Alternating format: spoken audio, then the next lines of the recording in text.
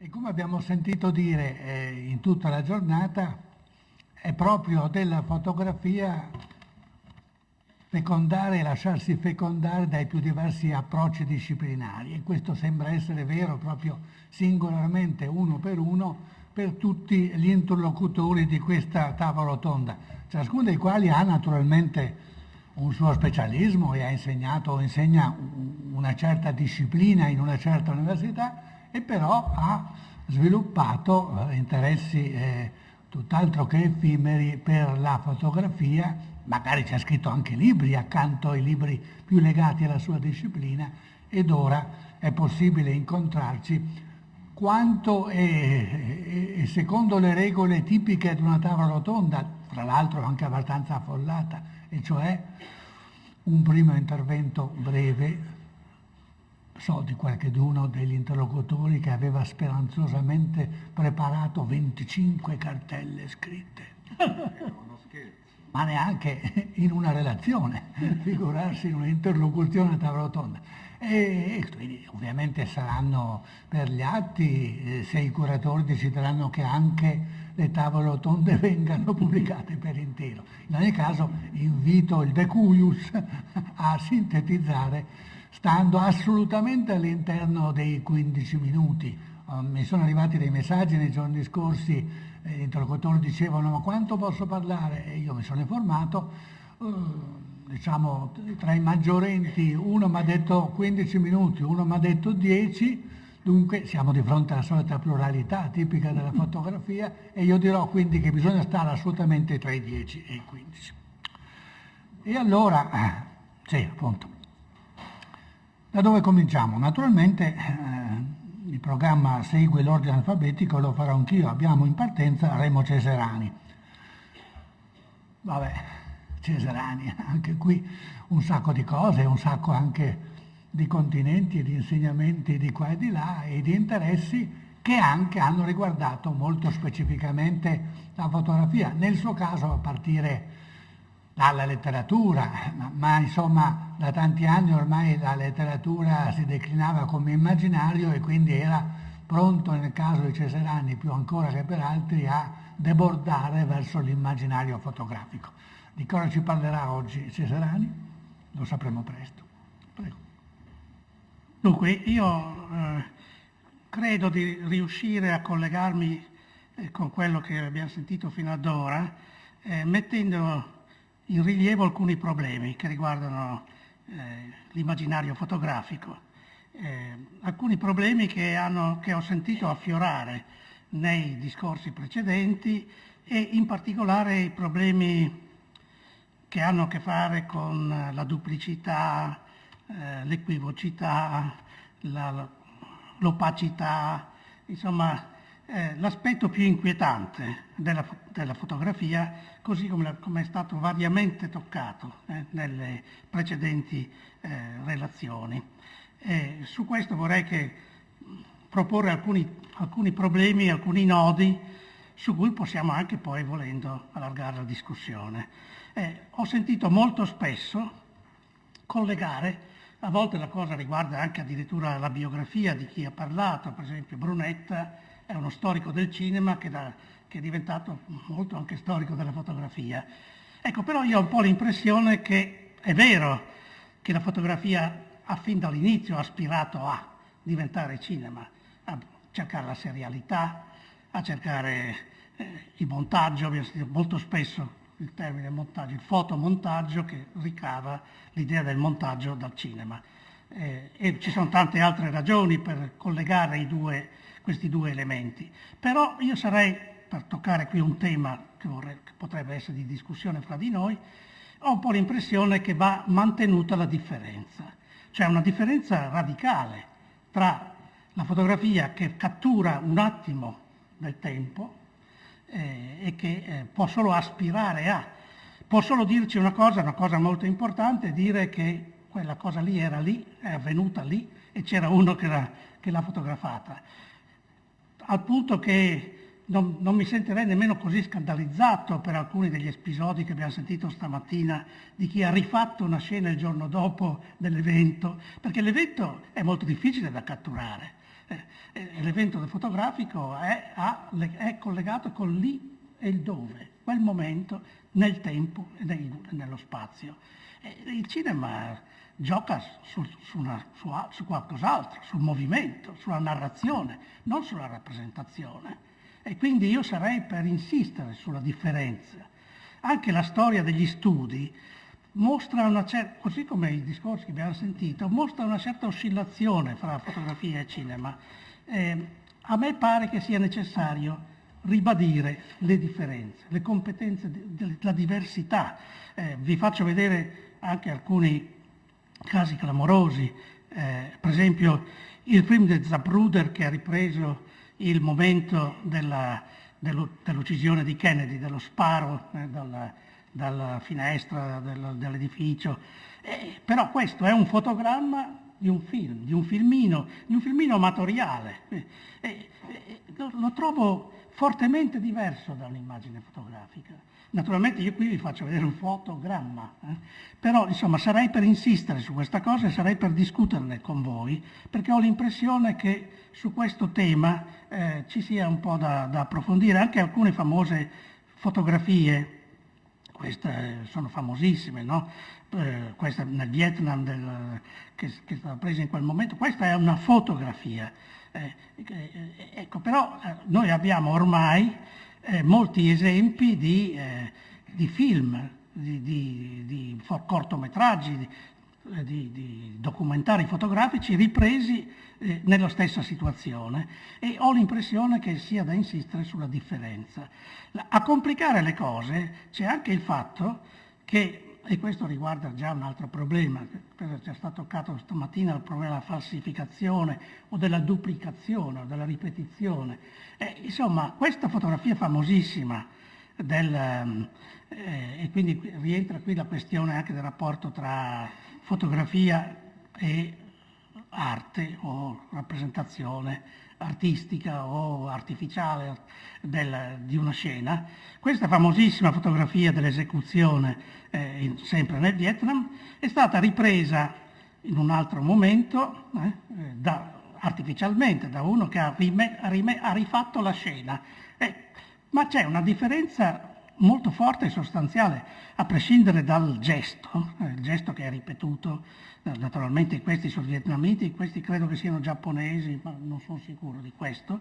Ma la cosa interessante è che c'è uno sfondo di questa fotografia, perché qui toccherei un altro problema, che è tipico e specifico dell'immaginario fotografico, della tecnica fotografica, e cioè l'inquadratura.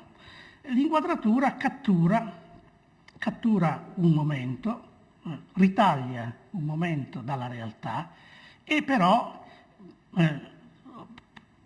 rappresenta tutto quello che è nell'angolo visivo di quel momento. Qui in questo caso questi due signori che stanno ripetendo la scena del Vietnam, qui avviene in uno sfondo quasi bianco, anonimo, e qui siamo in una città, forse siamo probabilmente a New York. Allora, questi qua che hanno fatto questa cosa dilettantesca di fare questa cosa non si sono resi conto che c'era anche altro nella fotografia. La fotografia da una parte ritaglia e dall'altra parte prende takes, se vogliamo usare il termine inglese che dà più l'idea, o prompt, o named, prende tutto quello che c'è lì nell'arco visivo. Qui c'è una storia molto interessante che racconta McLuhan. McLuhan racconta che in un paese africano dove si stava facendo una campagna igienica per insegnare alla popolazione a prendere i rifiuti e raccoglierli e poi portarli in certi contenitori, allora hanno filmato dei documentari per far vedere come si fa. Quindi c'è un documentario dove c'è un signore che prende dei rifiuti, li raccoglie in un contenitore, poi cammina e poi li mette in un mucchio, il mucchio dei rifiuti. Si dà il caso che quando hanno portato questo piccolo documentario in un paese africano per fargli vedere come si fa, quelli che l'hanno fatto, comportandosi un po' in questo stesso modo, non hanno pensato che c'era uno sfondo e nello sfondo c'erano delle galline che giravano. Allora gli spettatori hanno guardato il filmino e invece di cogliere il messaggio hanno alzato la mano e dice: ma quel pollo, chi è che l'ha mangiato? E questo vuol dire che insomma, lo sfondo fotografico ha una sua pesantezza a seconda di chi la guarda, a seconda degli interessi di chi lo guarda. E questo mi sembra questo problema dell'inquadratura è molto importante. Ora, su questo vi cito un testo famosissimo, il romanzo di Tabucchi, Notturno indiano, di cui poi esiste anche una trascrizione cinematografica, anzi forse la più bella che è stata fatta mai da un romanzo di Tabucchi. Gli altri non sono stati mai molto fortunati, sostiene Pereira un pochino, ma altri no, non tanto bene. Ma questo Alain Cournot, un regista svizzero, è piuttosto bello ed efficace, forse è anche un po' diverso dalla storia raccontata da Tabucchi, però nel romanzo di Tabucchi succede questo, che il protagonista verso la fine del romanzo incontra una fotografa americana che è venuta da Calcutta, parlano, si trovano al ristorante, parlano, gli dice: non andare mai a Calcutta, c'è una povertà terribile in giro, non andare a vedere. E poi a un certo punto fa vedere un fotogramma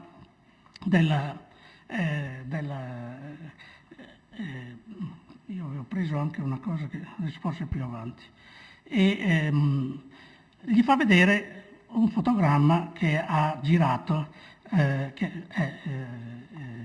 questa fotografa, e gli fa capire l'importanza decisiva che ha l'inquadratura, perché la fotografia mostra un giovane nero, questo è di nuovo un rifacimento successivo, è un rifacimento fatto per gioco.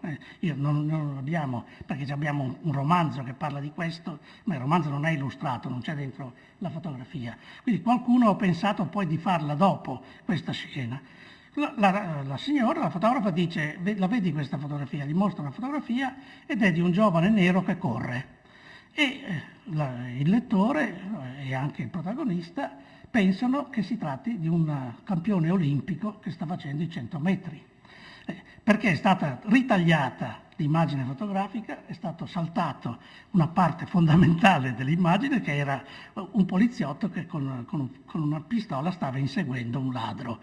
Questa era un'altra storia che naturalmente poi qui è stata rifatta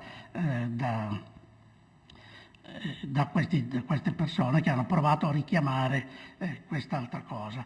Ecco, allora questo è un secondo punto, insomma, questo ritaglio, inquadratura, sfondo, problemi che riguardano la fotografia.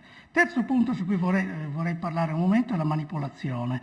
Ora, della manipolazione abbiamo già sentito parlare parecchio, la falsificazione, quindi qui mi fermerò molto poco su questo. Sapete tutti, vi faccio vedere, sono notissima, no? Questa di Trotsky che sparisce sia che sta accanto alla tribuna da cui parla Lenin e poi scompare, ma poi anche in un'immagine successiva c'è Lenin accanto a Trotsky e Trotsky è sparito. Ma questo, insomma, abbiamo già sentito, questo problema è inutile che mi ci fermi molto. Forse è interessante però che nell'attualità più recente, cioè di 2 giorni fa, Ikea è stata messa su tutti i giornali perché per un catalogo Ikea da distribuire nei paesi arabi c'era prima questa immagine con una famigliola, un padre e la madre che fa vedere che sta facendo vedere al bambino come si lavano i denti. Nella seconda immagine la donna è sparita. La donna è sparita perché nei paesi arabi è meglio non farle vedere, farle sparire le donne. Questo è un altro aspetto abbastanza interessante. Invece mi sembra interessante un altro aspetto, è venuto fuori oggi il problema che l'ha posto Sorlin, è il problema della cosa che non si vede, cioè il non visivo, il non visibile per la fotografia. C'è anche un problema opposto, che è quello del vedere troppo, del vedere troppo le cose. le cose si consumano a forza di vederle, a forza di fotografarle, di questo ha parlato Susan Sontag spesso. Un caso abbastanza interessante è questo. Nel romanzo di Don DeLillo, che è uno dei maggiori scrittori americani contemporanei, che si chiama White Noise, esiste questa storia della stalla più fotografata d'America. Ora, la stalla più fotografata d'America è una barn, questa è un'immagine qualsiasi di una barn. In quasi tutte le case americane c'era accanto alla casa padronale la stalla. La stalla è per tenerci i cavalli, c'erano ancora. Molte di queste barn sono diventati garage da quando sono arrivate le automobili, però c'è un senso di conservazione insomma, il passato che è carico di poesia. Quindi c'è quelli che tengono la barn perché è bella, perché è antica, perché ricorda una società arcaica del passato. Ora, in questa barn di cui parla DeLillo nel romanzo, che si svolge in un piccolo villaggio del New England, in un college, una piccola città universitaria, e a un certo punto lì vicino una barn ha cominciato ad attirare l'attenzione della gente, perché dice, che bella questa barn, e qualcuno ha cominciato a fotografarla. Pian pianino la cosa è diventata un fenomeno di massa, con le frecce, la barn si trova là. E questa barn che è vuota, per una volta c'erano dentro i cavalli, ma adesso non c'è dentro niente, è proprio il nulla, è il non funzionale, il desueto, di cui parla Francesco Orlando. E questa barn è diventata, perché tutti, l'hai fotografata tu, allora tutti da tutta l'America vengono a fotografare questa barn e diventa la barn, la stalla più fotografata d'America. E questo è un altro problema che vi sottopongo come possibile elemento di discussione. Un ultimo elemento è questo, ed è l'interpretazione, cioè le fotografie. Abbiamo sentito vari esempi oggi, no? Il problema dell'interpretazione della fotografia la vediamo oggi, è stata scattata chissà quanto tempo fa, a volte anche di recente. C'è il problema di dargli un'interpretazione, dargli un significato. Allora vi segnalo, ci sono tantissimi esempi anche classici, Barthes, ma anche Benjamin dà degli ottimi esempi di interpretazione di un'immagine fotografica. Però vi segnalo un nostro collega, un amico, che è Marco Belpoliti, il quale è uno specialista di interpretazioni fotografiche. È un critico letterario, però è un critico letterario che è molto attento.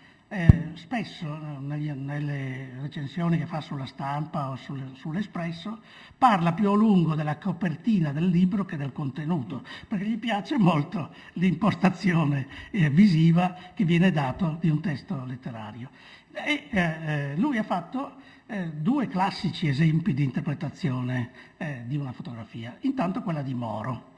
Quella di Moro che le Brigate Rosse hanno fatto circolare dopo qualche giorno della prigionia di Moro, e che allora Vincino, che era il disegnatore allora di Lotta Continua del giornale Lotta Continua, che era stato di Lotta Continua, Vincino aveva detto, ha dato come didascalia: io di solito metto Marzotto. Cioè, naturalmente i giornali, il Manifesto si è rifiutato di pubblicare questa didascalia di Vincino, che in quel momento gli sembrava veramente un po' fuori luogo, insomma se la prendeva con Moro, che ha questa aria, però poi Belpoliti ha fatto una lunga saggio di lettura e interpretazione di questa fotografia, mettendola, sulla base anche di questo discorso di Vincino, mettendola in contrasto con la pubblicità, con le forme, con le fotografie della pubblicità, perché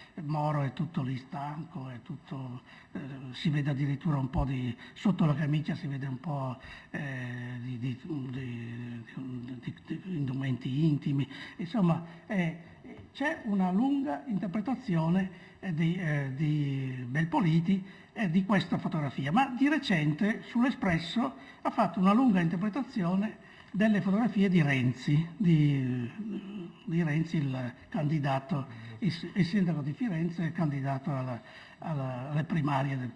Allora, queste fotografie di Renzi sono anche queste fortemente messe in rapporto con le fotografie della pubblicità e in particolare con tutte le fotografie che sono ispirate alla pubblicità o comunque alla propaganda di Berlusconi, di tutti gli album Berlusconi che sono girati nelle nostre case.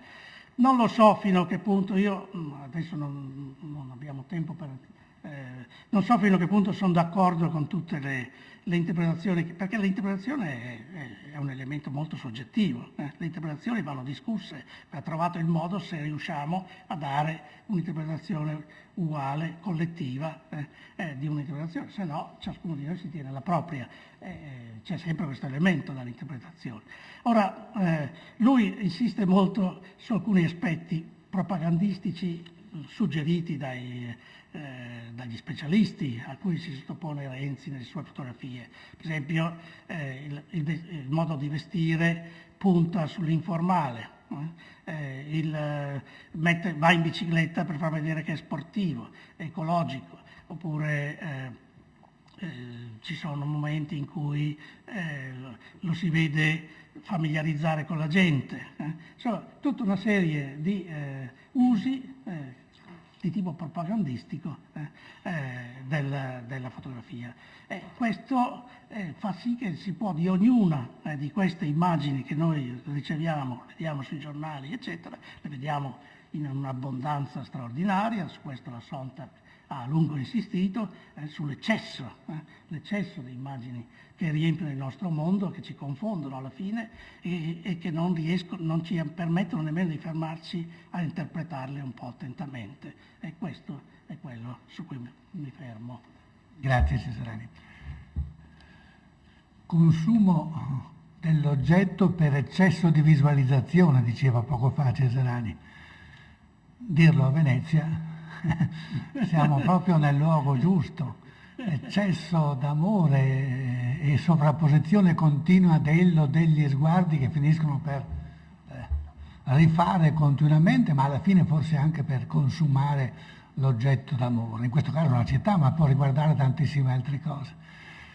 E poi altro tema che nel suo quarto d'ora Cesarani ha sottolineato, quello dell'interpretazione. Tutta la giornata che parliamo di interpretazione, no? Di fotografia che ci invita più che mai a interpretare. E nello stesso tempo, a me pare, direi certamente nell'intervento di Cesarani che abbiamo appena sentito, ma anche nello spirito della giornata, non c'è la tentazione di calarsi nella interpretazione dimenticandosi che l'oggetto esista. Tant'è vero che ci preoccupiamo che non venga consumato. E questo mi sembra molto opportuno. Ecco, nella storiografia d'oggi c'è questo problema di aver appena superato, forse, un eccesso di interpretazione e di cercare adesso di risalire verso un recupero dell'oggetto. Io personalmente sento molto questo e leggo la fase in questa maniera, ma forse è un'interpretazione.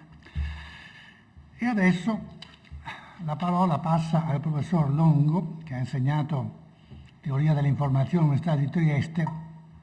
Fra le tante cose che ha fatto, che molto hanno girato intorno all'intelligenza artificiale, all'epistemologia, ha anche scritto un libro che si chiama proprio così, Teoria dell'informazione per Boringhieri, ma tanti altri libri. Evidentemente la teoria dell'informazione non doveva bastargli perché, lo sappiamo, scrive anche romanzi. Non bastavano i romanzi, non bastavano i racconti, ricordo per esempio L'Acrobata per Einaudi, e da ultimo si è dato anche al teatro. Che cosa ci riserva questa sera il professor Longo? Intanto sarò molto autoreferenziale, perché io di fotografia sono appassionato, ammiratore e spettatore, però non ho mai, se non in gioventù, quando tutti peccano scrivendo poesie ignobili, scattando fotografie da nascondere, eccetera, se non in gioventù non ho mai usato la macchina fotografica. In compenso mio fratello è un bravissimo fotografo, quindi a mia scusa. Vorrei cominciare con un aneddoto che riguarda Picasso, il quale un giorno viaggiava in treno E il signore che gli stava di fronte lo guarda, lo riconosce e dice: lei è Picasso? E dice sì, l'altro non poteva negarlo. Se sa che come dipinge lei a me non piace per niente? Ah, dice, e come mai? Cioè perché lei non fa le persone come sono. Ah, e come sono le persone? Chiede Picasso. Sono così, il signore tira fuori dalla tasca un portafoglio, ne estrae la fotografia formato tessera della moglie e dice: ecco, vede come sono le persone, questa è mia moglie. Allora Picasso guarda la foto e dice: ma è piuttosto piccola, è anche molto piatta. A proposito di interpretazioni di codici, eccetera, eccetera. Secondo me è un aneddoto che dice molte cose e riassume anche alcune delle cose che sono state dette in questa bellissima giornata. Adesso invece vorrei dire che la fotografia è in fondo una rappresentazione, come tutte le rappresentazioni è un trasferimento dal territorio alla mappa, vale a dire è un tentativo di riportare su un piano accessibile sul quale possiamo operare, che possiamo interpretare, qualche cosa che è troppo vasto per essere afferrato e capito, cioè il territorio, cioè la realtà. Quindi il passaggio dalla realtà alla fotografia è quello che Gregory Bateson chiama appunto il passaggio dal territorio alla mappa. Questo passaggio è sempre denotato da un impoverimento, da una compressione di dati, cioè sulla mappa non vengono riportate tutte le informazioni contenute sul territorio, ma soltanto una parte. E quale parte? Beh, la parte che sta a cuore dell'osservatore, di colui che costruisce la mappa. E questo impoverimento è accompagnato anche ovviamente da una distorsione, perché si accentuano certe informazioni del territorio, se ne trascorrono altre e così via. Dunque c'è un filtro, la fotografia è il risultato di un filtraggio, di qualche cosa che ci restituisce un oggetto impoverito, distorto e filtrato. Siccome l'oggetto è impoverito, ci fornisce uno stimolo povero, vale a dire uno stimolo che non è sufficiente a raccontarci tutta la storia. La storia ce la racconterebbe il territorio se noi potessimo accedervi, ma la fotografia non ce la racconta tutta. Allora, come dice, perché anch'io ho letto prima di venire alcune cose di Susan Sontag, che è stata molto citata, le fotografie sono micromappe del mondo. Esse, citazione, non possono spiegare niente, ma sono inviti inesauribili alla deduzione, alla speculazione e alla fantasia. Fine della citazione. Dunque sono germi di narrazioni, di storie, di racconti. Quindi partendo da una fotografia, specialmente se la fotografia è suggestiva per quel determinato osservatore può costruire delle storie. E per esemplificare vorrei citarmi, scusate, dicevo che sarò autoreferenziale, dal libro Il senso e la narrazione, dall'introduzione, c'è, siccome sulla copertina del libro si parlava di copertine di libri, c'è la riproduzione della fotografia di un quadro di Hopper. Allora Hopper è uno di quei pittori che secondo me si avvicinano molto alla suggestione che può dare la fotografia, perché non voglio dire che sia un pittore olografico o fotografico, per l'amor del cielo, un pittore grandissimo, però le sue pennellate, i suoi interni, i suoi esterni, eccetera, sono molto suggestivi nel senso di costruire o di farci costruire dei racconti. Allora c'è in questa fotografia una ragazza che sta sui gradini di una casa bianca, tacchi alti, un vestitino celeste leggerissimo, cappello di paglia, la vita sottile, il seno alto e fermo, la permanente anni 30. Nella bocca rossa e negli zigomi sembra Rita Hayworth. Non ditemi che dietro queste figure non c'è nulla. Qualcosa c'è. C'è qualcosa che sfugge appena cerchiamo di coglierla, una profondità che scorgiamo con la coda dell'occhio. Come dietro il cielo che vediamo lassù, nel suo azzurro smemorato, c'è un altro cielo, il cielo vero, più duro e crudele, un cielo invetriato che forse non vedremo mai, di un colore su cui possiamo a lungo congetturare, pronto a rivelarsi non appena il nostro cielo domestico si spaccherà come un fondale di teatro arricciandosi ai bordi. Il cielo vero è pronto a mostrarsi, ma forse non si mostrerà mai. Rita Hayworth è morta di Alzheimer, ma quella ragazza sui gradini continuerà a scendere, a esitare, ad andare incontro alla vita col suo corpo inastato, trasparente nel vestitino celeste, consapevole forse della sua bocca rossa, del seno compatto, della gamba lievemente protesa.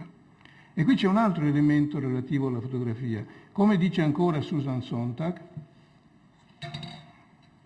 la fotografia è l'archivio della nostra mortalità.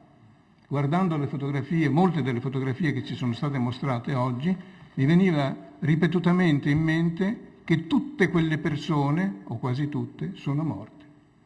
Quindi sono state in qualche modo fissate in un istante della loro vita transitorio che non ritornerà più, e hanno continuato poi, dopo questa fissazione immediata, hanno continuato il loro cammino verso la fine inevitabile. Dice la Sontag: la fotografia è l'archivio della nostra mortalità. Basta premere un tasto per conferire all'istante un'ironia postuma. Le fotografie ci mostrano individui presenti in modo inconfutabile e preciso all'interno delle loro rispettive esistenze. Esse hanno il potere di radunare persone e cose che un attimo dopo si saranno già disperse, che saranno cambiate e avranno ripreso il corso del proprio destino individuale. Come una volta, quando si facevano le fotografie di gruppo, si univano al gruppo persone che col gruppo non avevano nulla a che fare, per rendersi immortali, perché c'è questa aspirazione dell'essere umano a rendersi non transeunte come sa di essere, bensì immortale, per dare alla propria esistenza una parvenza di eternità. E questa sensazione dell'arresto in qualche modo, perlomeno istantaneo, finché non dura la fotografia, della marcia verso la morte, è dato da un altro brano. E nel romanzo di Alcune orme sopra la neve, il protagonista, un giorno in casa sua, la sera, contempla, come fa spesso, una fotografia di suo padre. Era una foto di suo padre che non aveva mai conosciuto perché era morto prima della sua nascita. Quando Enrico era piccolo, quel signore slanciato, ritratto in un abito elegante, a doppio petto, col fazzoletto nel taschino, il cappello e il bastone da passeggio, gli faceva sempre una grande impressione, e le parole che gli diceva piano sua madre, fissando anche lei il ritratto col viso attaccato al suo, questo è il tuo papà, gli parevano contenere qualche arcana promessa, qualche ignoto adempimento che la vita dovesse riservargli in un futuro imprecisato. Anzi, quelle parole sussurrate al suo orecchio mentre aveva gli occhi fissi su quel viso chiaro, su quei baffi neri e sottili, gli davano un brivido nel quale Enrico cominciava senza saperlo a sentire la vita, quella cosa grande e complicata, fatta di tanti cerchi concentrici intorno a sé, ma anche intorno a ciascun altro, che ondeggiavano dentro il cuore e lo riempivano di un vago sconforto, di un'esaltazione commossa, quella cosa che aveva le radici sotto, più in basso di qualunque altra, e che sarebbe rimasta sempre lì a guardarlo con occhi pensosi per tutti gli anni inconsapevoli che gli si stendevano davanti. Ora, per la prima volta, quel signore pallido e ben vestito gli parve incredibilmente ingenuo, quasi indifeso, e provò una grande tenerezza, uno slancio a proteggere e a custodire quella giovinezza, che in certi tratti del viso, nella positura del corpo, in non so quale rarefazione dell'anima, gli ricordava la sua stessa giovinezza, quel bene impalpabile, effimero ed elastico di cui pareva accorgersi ora all'improvviso. Cercò sul volto di suo padre un'ombra, un segno, un presagio di quello che doveva essere il suo destino di morte precoce e solitaria, ma nulla sembrava offuscare la serenità di quei tratti. Dunque la fotografia non prelude alla morte, anzi in un certo senso prolunga la vita. E infine gli dispiacque che la sorte avesse impedito a suo padre di giungere fino a lui, costringendolo invece a presentarglisi attraverso quell'immagine parziale, approssimativa e immutabile, come immutabile restava e sarebbe restato, nella storia del mondo, l'attimo in cui la luce, attraversando l'otturatore, aveva impressionato la lastra. Di quell'attimo che nel mondo aveva vibrato di colori, di respiri e di cielo, restava solo questo inattendibile residuo in bianco e nero, questo appunto scarno e parziale, per sempre identico, inadeguato e illusorio, che ormai non si poteva confrontare con niente se non con se stesso e con i ricordi che la sua contemplazione aveva col tempo depositato nella memoria di Enrico. Ora noi sappiamo che i nostri ricordi sono molto mutevoli. Ogni volta che noi richiamiamo il ricordo di un evento, di un fenomeno che abbiamo vissuto o contemplato, questo ricordo differisce dal ricordo che ne avevamo prima. Cioè c'è nella memoria un'elaborazione continua che deriva dallo stato d'animo, dal contesto, dalle contingenze, eccetera, per cui i nostri ricordi non sono mai gli stessi. La fotografia è una sorta di ancora nel mare mutevole di questo richiamare i ricordi sempre diversi da sé. E allora noi non ricordiamo più le persone, ricordiamo le fotografie delle persone. E anche le fotografie delle persone ci lasciano dei ricordi che sarebbero mutevoli se non avessimo l'aggancio di queste fotografie che ci consentono di tornare sempre a quell'immagine, che però non è l'immagine vera della persona, è la fotografia, è un'altra cosa.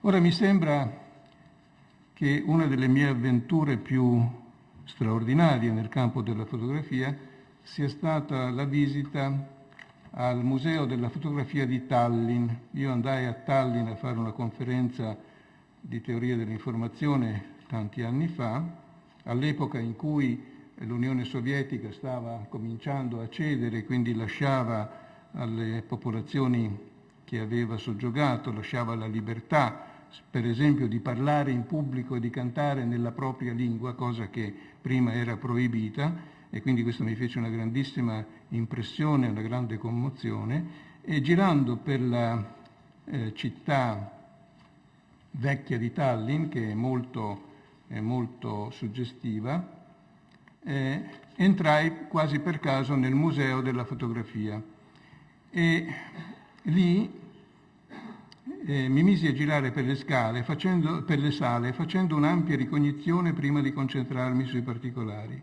E di particolari ce n'erano tanti. Ecco come nascono le microstorie dalle fotografie contemplate. Ritratti di madri accanto alle figlie, sul viso la stessa greve sensualità, che nelle une era sfociata in un'attraente ottusità animale, e nelle altre, più giovani e non ancora appesantite dagli accoppiamenti continui e dalle maternità, era rimasta una bellezza meno pesante ma altrettanto concreta. La stessa concretezza si ritrovava nei baffi di certi padri in abito scuro, imponenti e autoritari, che già con la mano sulla spalla schiacciavano i loro esili rampolli. Bastava quella mano sulla spalla per capire che i figli non si sarebbero affrancati mai da quel feroce quanto legittimo despotismo, mentre i figli dei figli sarebbero stati rozzi e opachi come i nonni, in una tranquilla e agghiacciante alternanza di generazioni succube e dominatrici. E poi le foto di Tallinn o Reval, il nome tedesco di Tallinn, sotto la neve, alcune gemelle da guardare attraverso binoculari stereoscopici in cui si veniva risucchiati dentro la fuga delle stradine di campagna verso campanili lontani, un fabbro ferraio al lavoro su un'incudine davanti alla soglia del suo antro, i pompieri in posa, perché bisognava mettersi in posa nella fotografia, ammucchiati a grappoli sul lucido carro d'intervento, le facce devastate dall'alcol, ma fieri delle uniformi e delle medaglie sul petto robusto. È impressionante, fra le altre, la foto di un essere adolescente, forse maschio, forse no, attraversato dai raggi di Röntgen, per cui ne appariva solo la struttura ossea, annegata in una acquosa mucillagine incolore che era la sua carne, in piedi, a braccia gettate, con le gambe unite, in una posa da impiccato, immobile sotto il micidiale bombardamento dei corpuscoli di cui allora si ignoravano gli effetti rovinosi. E di fronte a quelle foto, ancora una volta, l'oscuro agitarsi dei ricordi, un'angoscia subito soffocata dalla volontà di procedere nell'esplorazione per scoprire di quel museo tutto. E queste sono microstorie. Poi il Lio narrante trova una fotografia molto particolare, cioè un gruppo di ricercatori e scienziati del Politecnico di Tallinn degli anni 30, in cui riconosce senza dubbio la figura imponente di un ricercatore sulle cui tracce lui era da tempo, colui che aveva, nel romanzo, costruito la macchina Enigma, la macchina di cui i tedeschi si servivano per cifrare i loro messaggi durante la Seconda Guerra Mondiale. E da qui parte il romanzo. Dunque c'è una macrostoria che parte da una fotografia e ci sono tante piccole microstorie che partono da queste piccole fotografie appena intraviste, però già capaci di eccitare in qualche modo il racconto. Adesso mi fermo qua, poi se ci sarà altro tempo vedremo. Grazie.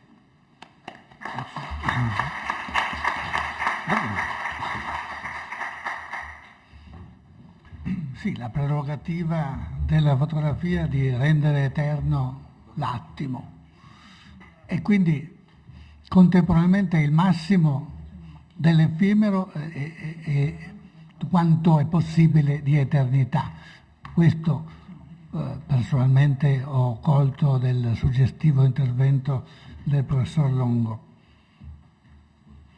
che ci invita comunque ad andare anche noi alla cerca nei musei di Tallinn e in altri musei di frammenti.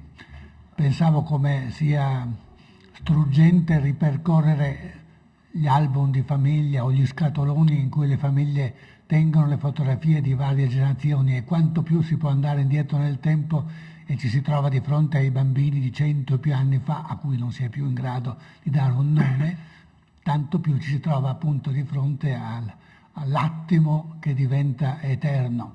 Personalmente per mia deformazione mi venivano in mente non solo gli album familiari che ho potuto vedere qua e là, ma per esempio anche un famoso album di carattere storico, l'album dei 1000 di Garibaldi, fermati nel loro essere giovane e fulgente un attimo prima che Vittorio Emanuele e De Pretis gli diano un calcio nel sedere. Ecco, l'effimero che diventa un documento storico fermato nel tempo è naturalmente lasciato alle nostre interpretazioni, perché ci può essere sempre un interprete erede di De Pretis, non si sa mai.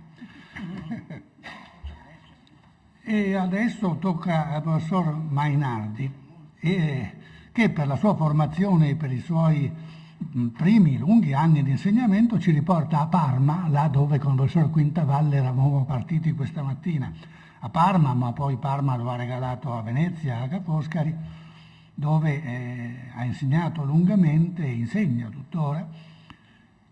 E qui di nuovo le tematiche si modificano e ci portano in paesaggi animaleschi, verso l'etologia dell'aquila, ma anche verso gli arbitri e le galline, verso il cane, comunque nella mente degli animali, sempre non dimenticandoci della fotografia. Libri presso i primari editori, ma anche, questa è una prerogativa del collega Mainardi, una sistematica, intensa e partecipatissima e fortunata attività di divulgatore nei giornali e in televisione. Prego. Grazie. Si è spostato.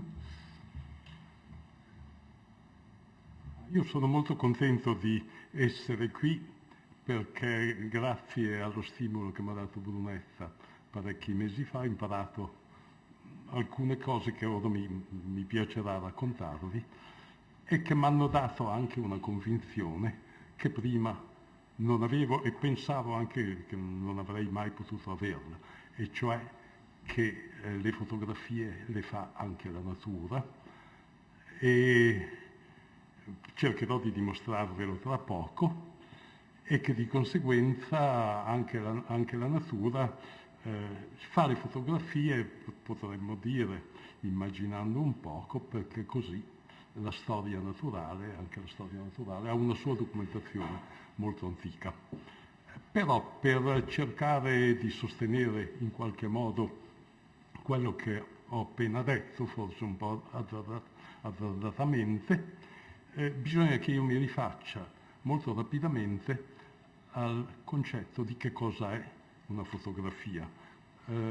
Definizione che nel corso dei ormai, credo, grosso modo 150 anni da quando sono nate le prime fotografie in bianco e nero, si è andata molto evolvendo anche perché le fotografie si sono tecnicamente evolute e cambiando moltissimo.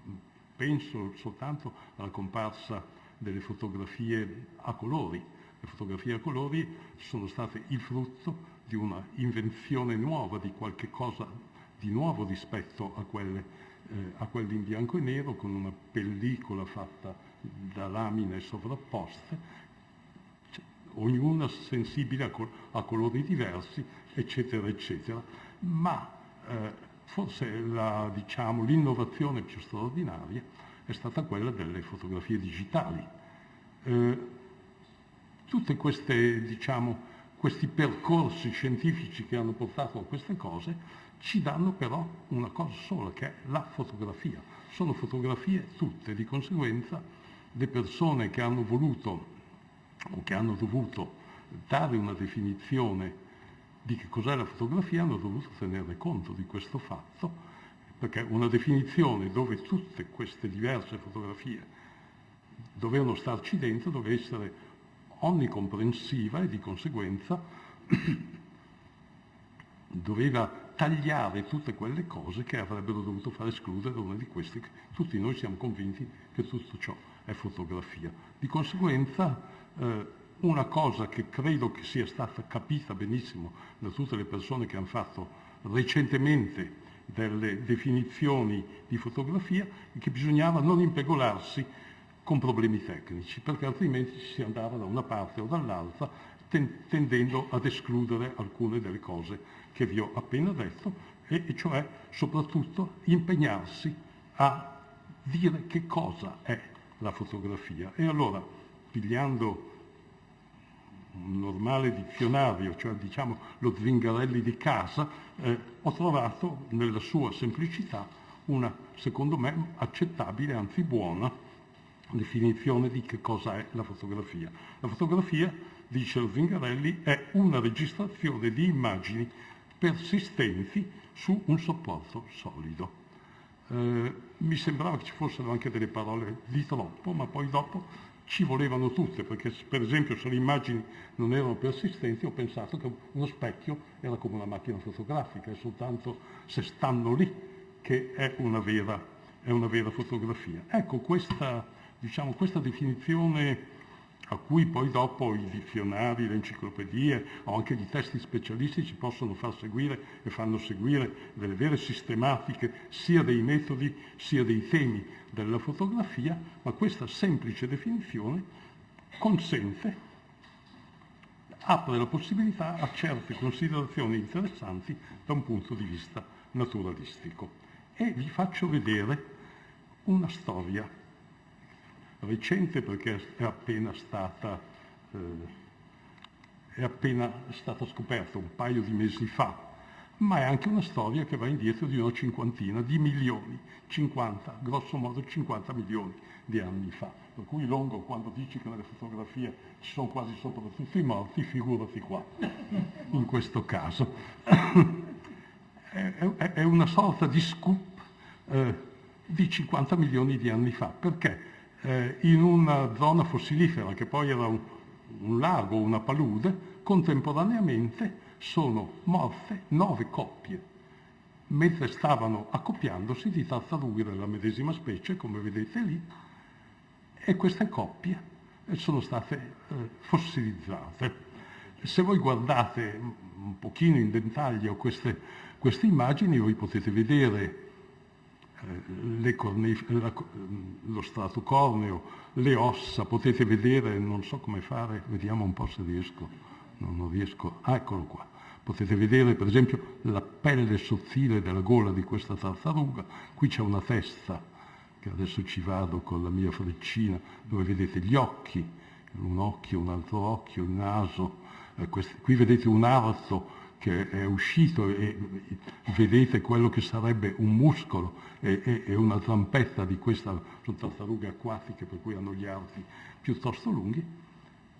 E la cosa interessante è che queste qui non sono le tartarughe, sono pietre, cioè nel processo di fossilizzazione sono andato incontro a una pietrificazione, che è un modo di fossilizzare per cui tutto ciò che è organico diventa inorganico. Per cui queste sono esattamente quello che ho detto prima nell'immagine, una coppia di immagini persistenti, hanno persistito 50 milioni di anni, su un supporto solido, esattamente la definizione, se vogliamo, e se non la modifichiamo apposta, di quella che è una fotografia. La cosa interessante di questa fotografia, ce ne sono alcune altre, ma mica tante, è che qui però hanno fatto uno scoop, perché queste 9 coppie che stavano accoppiandosi tranquillamente è arrivata dell'acqua velenosa e le ha bloccate lì in questo modo, per cui, perché avrei potuto citarvi per esempio la foresta pietrificata che tutti conoscono,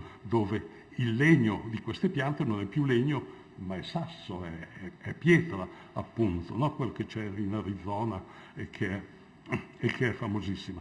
Ma diciamo una foresta pietrificata sarebbe come se la natura avesse fotografato, che so io, il Pantheon, tanto per dire una cosa, che era lì pietrificata, mentre invece mi ha fatto venire in mente questo scoop di queste qui beccate, anzi il titolo era molto bello, il titolo sul Biology Letters del Royal Society of London, perché diceva proprio colte sul fatto.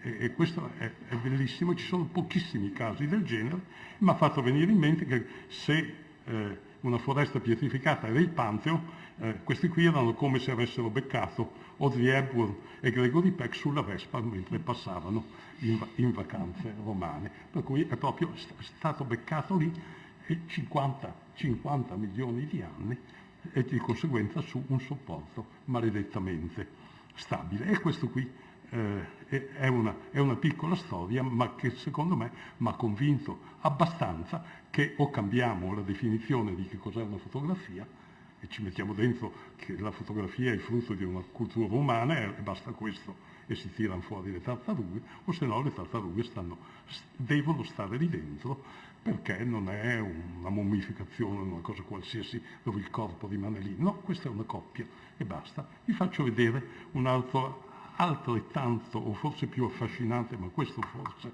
lo conoscerete.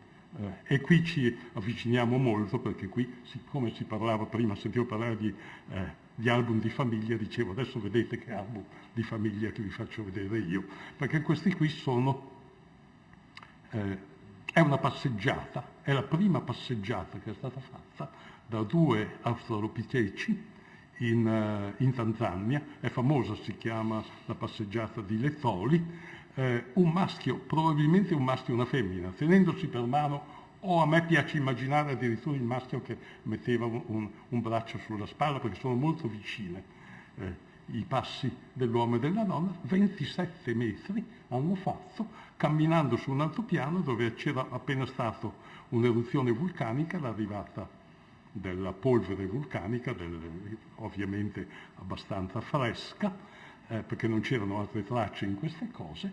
Poi dopo loro sono andati chissà dove, nella loro grotta, diciamo, e è venuta una pioggia, ha solidificato tutto, poi è venuta un'altra eruzione e insomma hanno trovato questa qui che è la prima testimonianza, è stato detto, di una famiglia umana. Anche in questo caso potremmo dire che è una fotografia, anzi potremmo dire, rifacendoci a delle cose molto del passato, una stampa per contatto, ma in ogni caso questa qui è una coppia di un qualche cosa che ci viene da allora, e di conseguenza è molto affascinante vedere, diciamo, allargando il tema di questo convegno, che queste fotografie qui sono fonte di storia naturale, di una storia cioè che fuoriesce straordinariamente dalla nostra specie, ma sono sempre specie che noi sappiamo che sono nostri parenti. E potremmo anche dire o non dire, questa qui è una battuta che di solito si dice, è un po' scontata, cioè che come tante altre volte la natura ha anticipato la cultura, se lasciamo così la definizione, se no la facciamo corta, diciamo questa qui è un'altra cosa e buonanotte. Non credo che sia molto importante questo fatto, è importante però che anche la storia naturale ha le sue fotografie che ci raccontano dei comportamenti, perfino dei comportamenti dei fossili. Un'altra storia, questa qui è una storia che conosco molto bene, ma che però, diciamo, credo che ormai sono passati tanti anni, se ne è discusso moltissimo, non tutti l'hanno accettato, cose del genere. Comunque questo qui è Congo ed è uno dei 5 o 6 scimpanzé che alla fine degli anni 50 Desmond Morris ha usato per un esperimento, dando a questi scimpanzé del materiale per dipingere e poi lasciandoli fare. Una delle cose, siccome io li ho visti, perché siamo andati io e Riccardo Fellini, che era il fratello di Federico, ma anche un bravissimo documentarista, e poi è il Riccardino, il tenorino dei Vitelloni. Brunetta mi fa di sì, per forza. Questo scimpanzé, se si cercava di interromperlo mentre stava facendo il suo lavoro, si arrabbiava moltissimo, perché secondo diciamo, una definizione dell'etologia del comportamento ludico, lui stava giocando, il comportamento ludico è autorimunerante, cioè trova nel fare la cosa, nel fare il gioco, la sua più importante rimunerazione, di conseguenza lui non voleva essere disturbato finché non aveva finito. E un'altra cosa interessante che ci racconta sempre Desmond Morris è che queste 5 scimmie hanno evoluto una loro tecnica, ciascuna era riconoscibile perché usavano certi colori piuttosto che altri, la simmetria, uscivano o non uscivano, insomma un'evoluzione della tecnica così che ciascuna scimmia faceva un qualche cosa che era soltanto suo e riconoscibile. E ce l'ho scritto da qualche parte, ecco, nel 1962 ha pubblicato in inglese La biologia dell'arte, che è uscito anche in Italia, e dove diciamo, il tema portante era questo, è qui che c'entra la fotografia, perché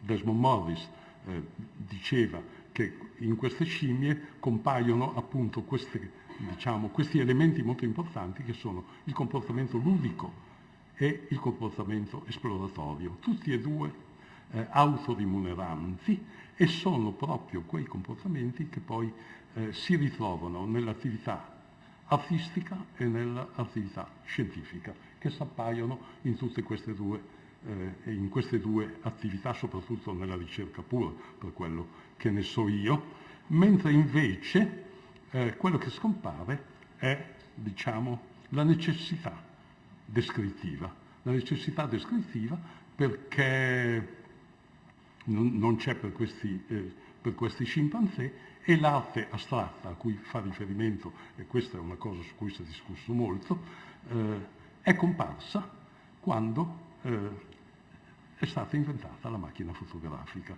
Allora mi è piaciuto molto sentire questa mattina la professoressa Valenzano quando diceva che l'arte di descrivere, che prima era dei pittori, è stata passata sempre come arte, e questo però mi sembra molto importante, nei fotografi, per cui c'è stato un passaggio della parte descrittiva ed è esplosa, io non lo so se è proprio vero contemporaneamente o quasi comportamente, l'arte astratta.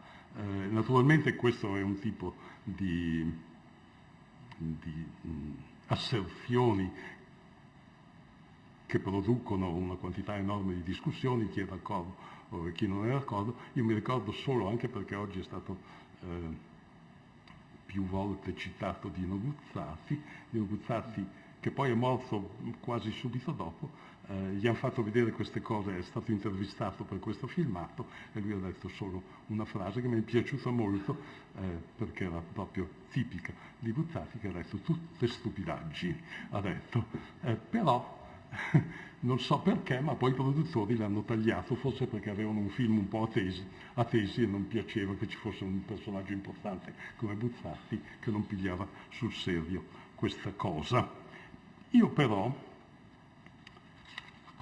ho trovato un paio di, oggi si chiamano testimonial importanti, a favore di Desmond Morris, e questo qui anzi è arrivato prima, e questo qui è Lucio Fontana che con questa frase che è del 46 riconosce che lo stesso modo di operare accomuna gli scienziati e gli artisti. Ci rifiutiamo di pensare che scienza e arte siano due fatti distinti, che cioè i gesti compiuti da una delle due attività non possono appartenere anche all'altra.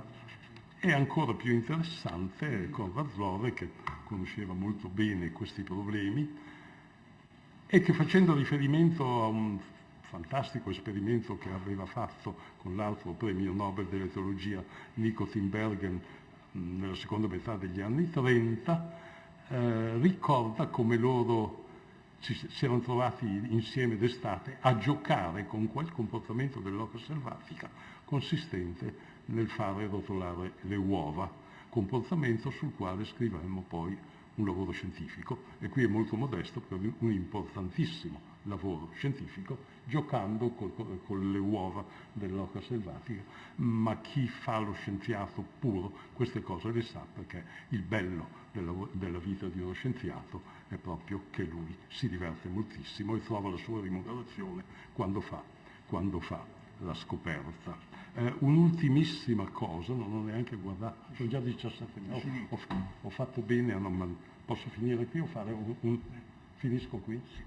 Finisco qui, non vi faccio vedere l'ultima diapositiva. Grazie. Ubbidisco.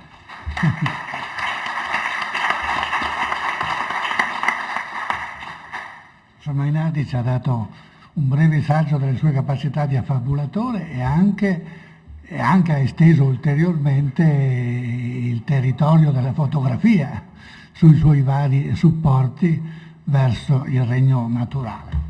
La giornata sta diventando sempre più ricca e varia. Ed ecco Serge Noiret, che lavora da molti anni all'Istituto Europeo di Firenze e che qui è in veste di studioso di storia in internet e attraverso internet, di storia digitale. Ma io non manco di ricordarlo come biografo di Nicola Bombacci, e quindi sì, ognuno ha i suoi penchant, e quindi di nuovo abbiamo a che fare con l'immaginario e con l'autoimmaginazione di un rivoluzionario che è capace di partire socialista massimalista, passare così a fondare il Partito Comunista d'Italia e poi finire a testa in giù a piazzare Loreto. Anche questo vuol dire avere perimetri molto variati di possibilità. A te, Noiret. Grazie. Sì, questo è molto lontano da me effettivamente adesso. Sì. No, mi sento un po' in imbarazzo qui perché penso, mi sono vista adesso con quello che è stato detto prima e durante la giornata come un giocatore di chiglie, nel senso che sapete bene com'è nei bowling, c'è qualcuno che sta lì aspettando il suo turno, c'è una palla, ci sono le chiglie, la butta e alcuni rimangono in piedi. Ecco, questo è un po' quello che penso stia succedendo con il passaggio alla rivoluzione digitale, quello che possiamo eventualmente chiamare un digital turn, e la mia prospettiva sarà di partire da una prospettiva di digital humanities e di digital public history per sottolineare alcuni punti che pongono problema e sono anche eventualmente in rottura con tutta la storia della fotografia prima dell'avvento del digitale. Allora elencherò questi elementi e eventualmente poi ne possiamo riprendere alcuni. La prima è che la fotografia digitale stranamente ritorna a com'era prima ancora del collodio e dell'invenzione della fotografia. Ci vuole un mezzo per riprodurla. La fotografia digitale non esiste in sé, non è qualcosa di analogico che possiamo darsi qui l'uno all'altro, ci vuole un mezzo, un computer, una macchina fotografica, uno smartphone, un browser, ci vogliono delle tecniche per farle riprodurre. Per esempio un archivista che si è molto interessato al passato digitale, Stefano Vitali, ha giustamente detto che per riprodurre qualcosa digitale siamo davanti a un happening, a una costruzione, a una realizzazione che ogni volta va ripetuta, e questo è una prima qualità dell'immagine, della fotografia digitale. Dal punto di vista ovviamente della serigrafia e della critica delle fonti digitali, che è ovviamente il punto di vista della giornata di oggi, potrei dire che tutte le fotografie che abbiamo in rete, indipendentemente dalle loro origini e del loro collocamento in rete, sono fonti e dunque presuppongono un avvicinamento e una grammatica di critica specifica sia per la loro origine che per il loro collocamento. Un terzo punto importante è che con l'avvento del digitale è molto difficile delineare dei limiti tra quello che è pubblico e quello che è privato. L'immagine digitale, le fonti digitali, le testimonianze digitali, le memorie digitali sono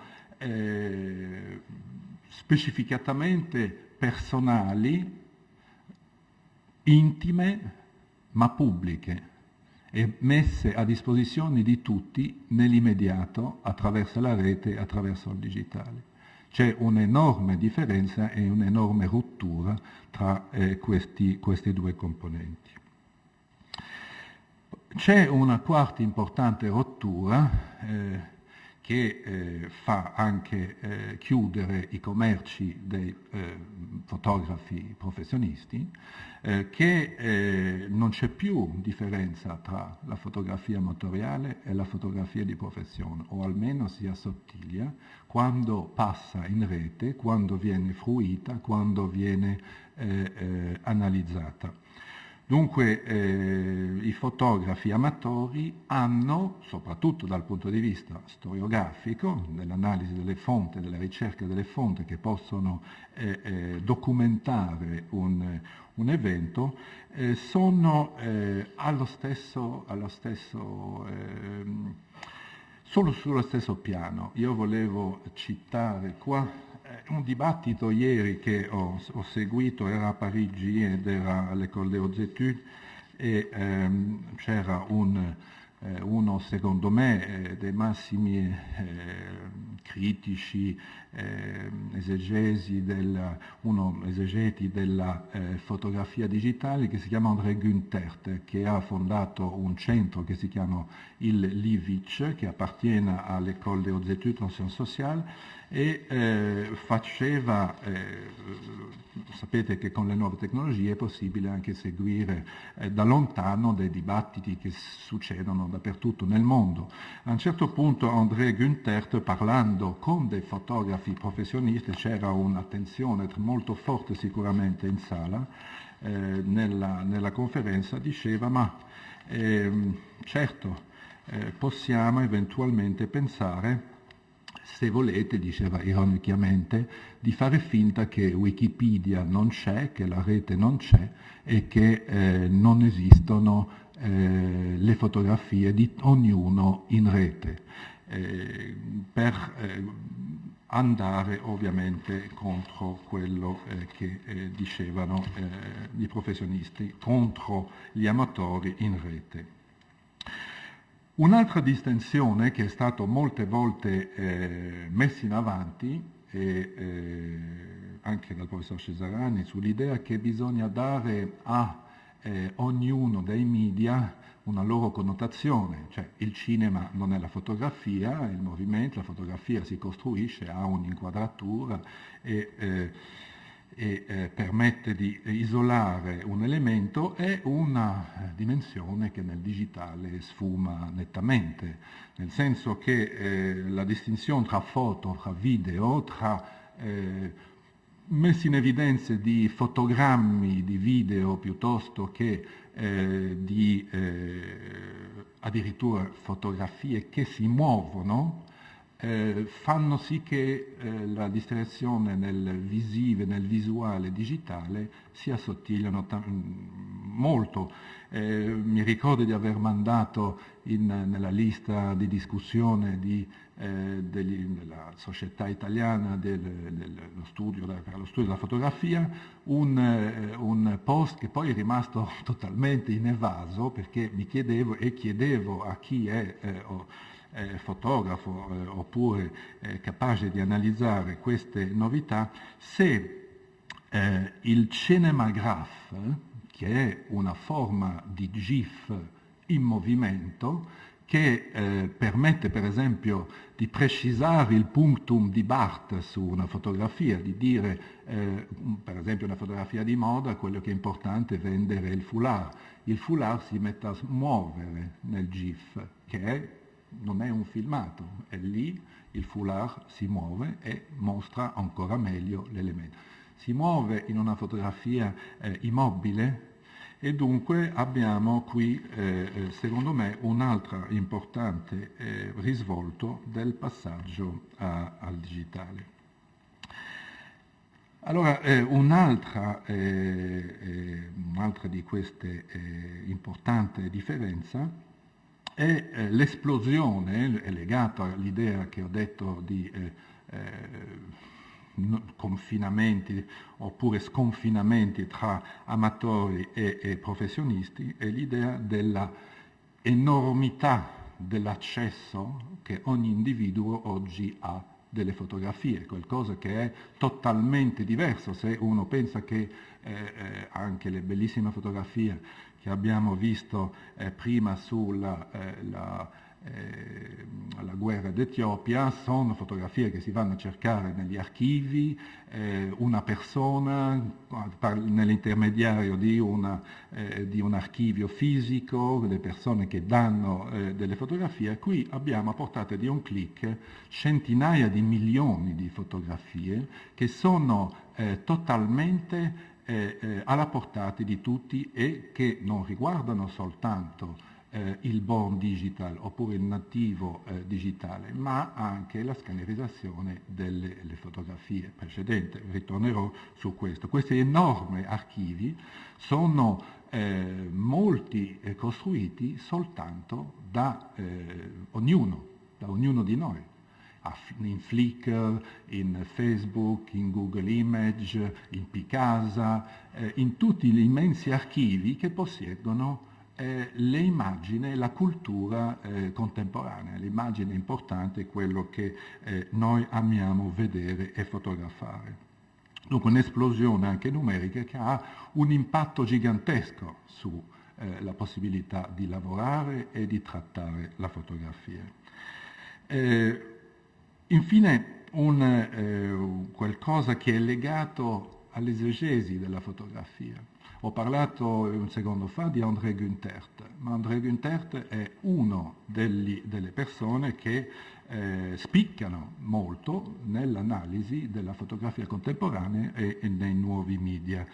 Però questa analisi non la fa più all'interno delle tradizionali pubblicazioni che fanno gli accademici. La fa in diretta, le mie informazioni di ieri, la conferenza le ho avute in Twitter, la fa su dei supporti che hanno mutato anche lo sguardo critico che abbiamo sul digitale e sulla fotografia, che sono in Francia, quello che è stato nominato con, secondo me, un bel neologismo, carnet de recherche. Carnet de recherche è un istantaneo della ricerca già preparata e sviluppata, che si pubblica in quello che gli anglosassoni chiamano blog e post di blog. Ora, questi elementi si ritrovano soltanto in rete e soltanto attraverso la rete e anche in accesso libero nella rete. Dunque un'enorme capacità di parlare immediatamente, di riflettere immediatamente senza essere filtrato da case editrici, da problemi di copyright, da difficoltà di accedere ai contenuti di quello che noi pensiamo, le dobbiamo ricomprare nelle nostre università attraverso delle banche dati no. La riflessione sulla fotografia e il passaggio al digitale si fa in altre sedi, in altri modi, e non si fa soltanto in Francia, si fa così anche in moltissimi altri paesi. Dunque, questi sono i cambiamenti che secondo me possono essere delineati come molte chiglie che sono già cadute. Allora, vorrei entrare di più in alcuni elementi tecnici che hanno permesso di cambiare e di rivoluzionare e che permettono sicuramente non solo di parlare di rivoluzione digitale, ma anche di digital turn. Andrò brevemente nelle 2 o 3 minuti che mi rimangono. È certo che la scatola di cartone che teneva e che deteneva le nostre fotografie familiari, ormai l'album di famiglia, tutte queste cose fisiche sono tutti in rete. Sono accessibili a tutti e non sono più personali, grazie a questi grandi archivi online. Però, per esempio, uno degli utilizzi di queste foto e delle fotografie storiche sono assolutamente straordinari. C'è tutto un campo oggi di sviluppo di applicazione per gli smartphone, le API, che permettono di passeggiare per esempio nelle strade di Londra o di Manchester, richiamando con il mashup, che vuol dire con l'introduzione di fotografie storiche digitalizzate, delle storie dei luoghi che stiamo visitando. Cioè, questo è stato ovviamente già utilizzato in molti musei americani. Se uno va nel Museo di Storia Naturale a New York, la prima cosa che fa, si scarica l'applicazione, segue direttamente sul suo telefono tutte le informazioni. Gli storici con la fotografia lo fanno con degli API per gli smartphone. Dunque, che cosa vedo passeggiando a Manchester? Vedo la seconda guerra mondiale, vedo bruciare delle strade, vedo dei bombardamenti, immediatamente scaricando, passeggiando quando e come voglio sul posto. Un modo di utilizzare le fotografie assolutamente rivoluzionario, è un modo anche di pensare queste applicazioni in funzione anche delle fonti fotografiche che uno vorrebbe mostrare. Altre due cose, 2 esempi. Il crowdsourcing. Crowdsourcing è una delle novità più importanti dell'era digitale. È il fatto della crowd e dell'outsourcing, nel fatto che noi che dobbiamo fare un lavoro non lo facciamo noi o lo facciamo dandolo in appalto alle persone che sono all'esterno, dunque facciamo del crowdsourcing. Ora, questo ha delle implicazioni notevoli con la fotografia e con la fotografia storica in particolare. Io voglio parlare solo di un esempio, il sito Photo-Normandie. Photo-Normandie è tenuto in Francia, sono le fotografie dello sbarco, tutte le fotografie dello sbarco in Normandia. Queste fotografie sono online. E il fatto di essere online ha permesso a un'enormità di persone che vivono in Normandia o che sono legate allo sbarco, che sono degli eruditi, delle persone che non hanno niente a che fare con l'università, con i centri culturali, ma che conoscono i luoghi, che conoscono la memoria dei luoghi, di ridocumentare, riqualificare anche le caption delle fotografie che sono uscite in tantissimi libri fatti da storici professionisti e da professori universitari, grazie alla conoscenza di ognuno. Questo elemento del crowdsourcing è anche non solo utilizzato per ottenere nuove informazioni sulle fotografie, è anche utilizzato per catturare le fotografie. Esistono delle immense banche dati nelle quali a tema le persone sono invitate a portare il loro contributo e le loro fotografie. Allora, vorrei finire su 2 punti, la ricerca delle fotografie e quello che si è detto del falso. Allora, la ricerca delle fotografie in rete si fa in molti modi. Diciamo che si è cominciato a cercare attraverso Google con delle informazioni che descrivevano le informazioni, quello che chiamiamo le meta-informazioni. Abbiamo dei tags che dicono a che cosa corrisponde la lettura di una fotografia e grazie a questo troviamo le fotografie. Possiamo cercare le fotografie per somiglianza. Possiamo anche, e uno degli esempi più utili sarebbe stato per esempio per quella fotografia dei piedi dell'Etiope accasciato per terra dove avevamo solo i piedi e poi tutto il corpo, attraverso un programma che si chiama Tinai c'è la possibilità di trovare dove in rete si ritrovano parte dei pixel di una fotografia e dunque di andare a cercare non solo ovviamente gli usi senza copyright di fotografie che appartengono e sono di proprietà dei musei eccetera, ma anche di andare a cercare chi, dove eventualmente ha già pubblicato, ha fatto, ha visto, ha trasformato, ha tagliato fotografie digitali.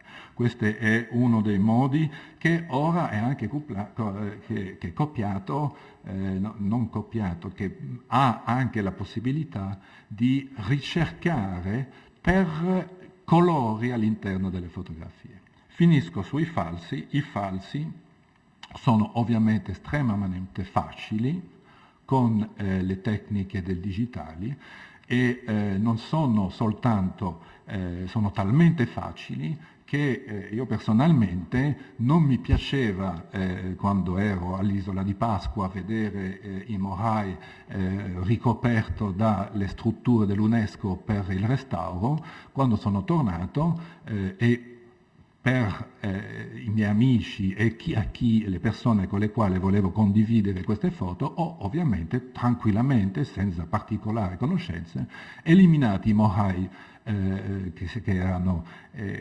coperte dall'UNESCO e copiato altri Moai e messo e rimpiazzato con quelli che erano perfetti. Ecco, questo è ovviamente un dato fondamentale che pone grossi problemi nel mondo digitale. Con questo mi fermo perché già sono oltre i miei 15 minuti.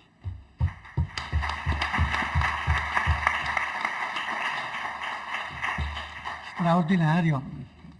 E però anche straordinariamente inquietante, se posso dirlo, questo travolgimento di ogni confine e di ogni riservo. Risveglia tutti i miei spiriti reazionari.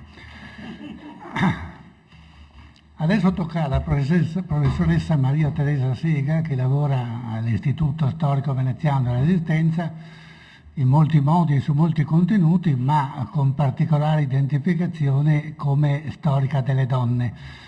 Ricordo qualche anno fa uno dei convegni di cui si è occupata era dedicata alla partigiana veneta e quindi alla riscoperta della statua di Leoncillo, rappresenta appunto la partigiana, e alle 2 statue, a tutta una storia complicata per cui una statua non era quella che si credeva che fosse, ma un'altra. Anche qui eravamo di fronte a una realtà mutevole e fuggevole. So che anche questa sera indirizzerà il suo intervento nel senso di storia delle donne e le do la parola. Sono qui, mi sono spostata. Grazie. Sì, in questa tavola rotonda io porto il mio punto di vista, diciamo, di storica delle donne, storica di genere. E facendo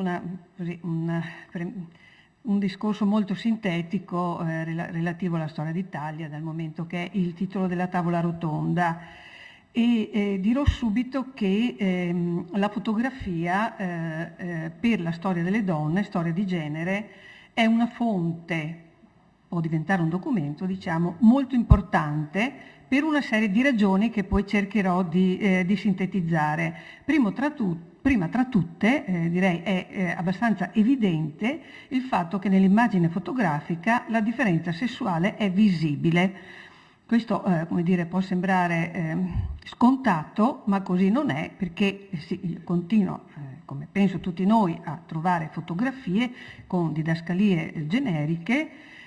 Capita per esempio appunto per i partigiani, laddove la fotografia evidenzia anche la presenza di partigiane, e allora per me questo è il punto, come dire, è l'elemento che mi pone delle domande, perché mi chiedo chi sono, cosa fanno, cosa fa quella partigiana in Cansiglio vestita da militare, e poi da lì comincia un'indagine appunto per cercare di dare un nome a queste donne.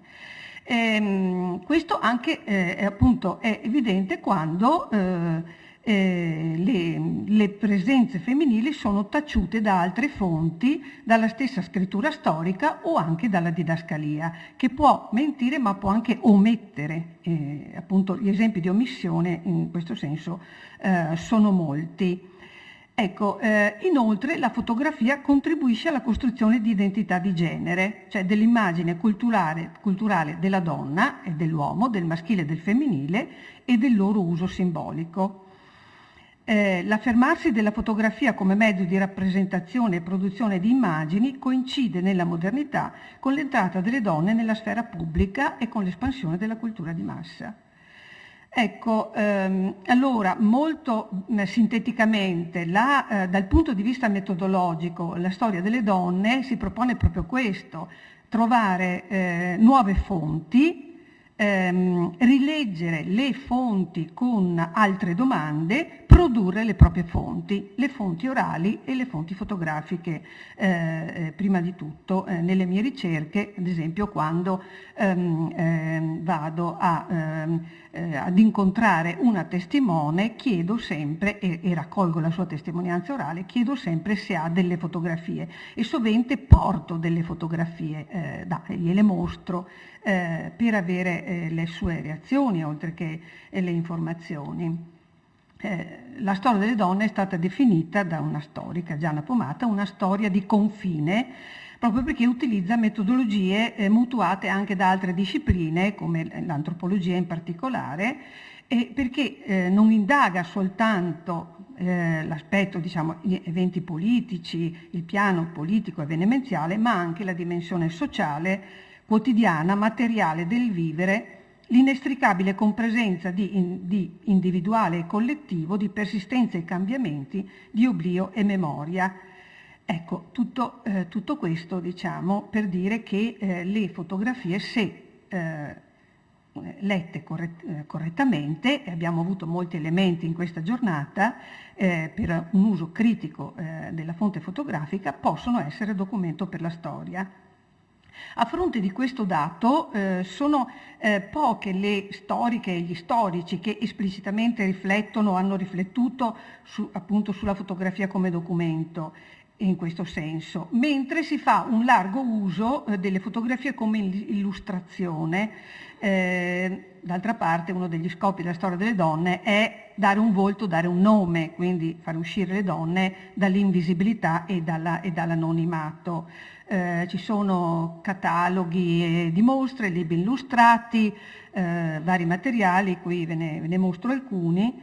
Ecco, per procedere a una critica delle fonti, nel nostro caso occorre mettere in relazione la specificità della fotografia, e dunque la storia della fotografia e i suoi usi sociali, con le categorie interpretative proprie della storiografia di genere.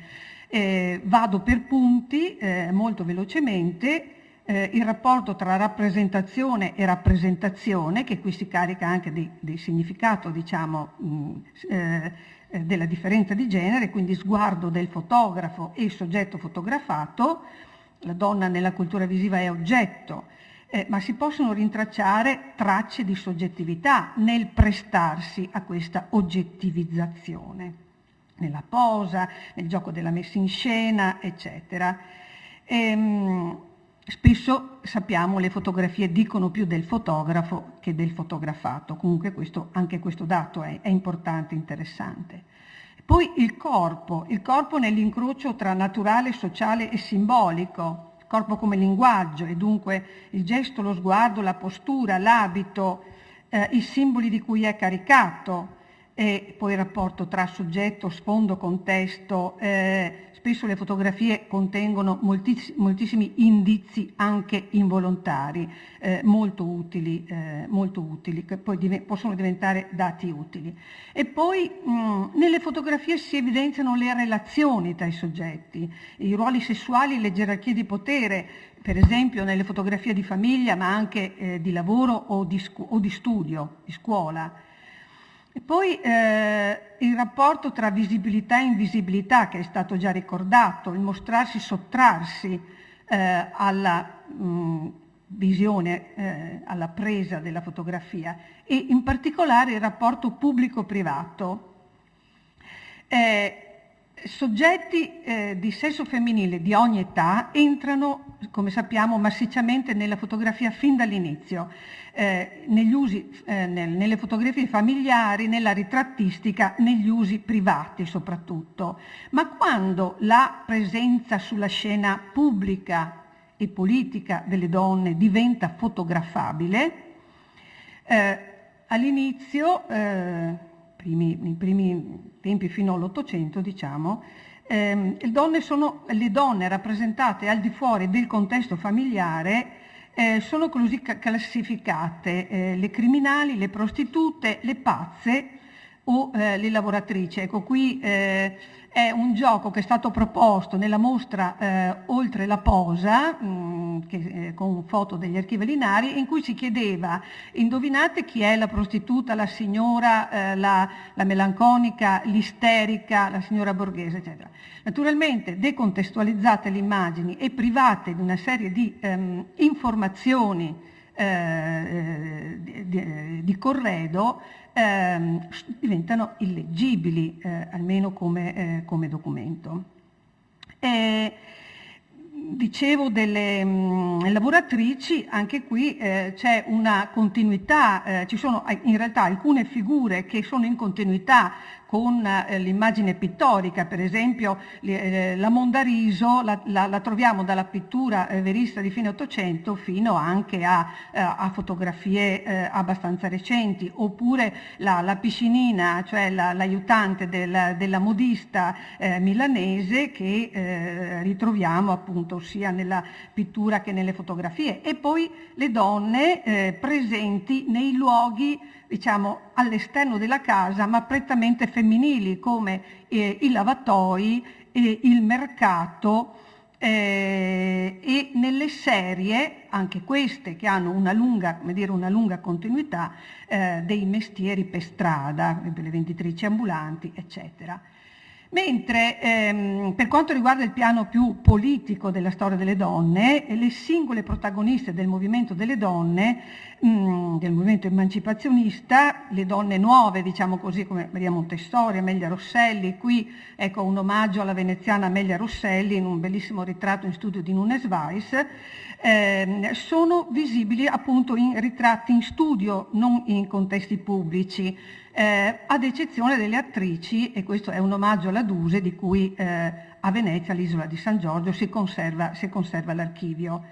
Ecco, questo vale anche per le politiche o le sindacaliste. Rarissime sono le foto di scioperi, come questo sciopero della Valsesia del 1914, organizzato da Maria Giudice, e questa è lei arrestata nel 1917 a Torino, ecco, e questo per dire anche dell'importanza delle foto segnaletiche di polizia, che poi insomma ritroviamo anche nel casellario politico, eccetera, che sono una fonte importante, interessante.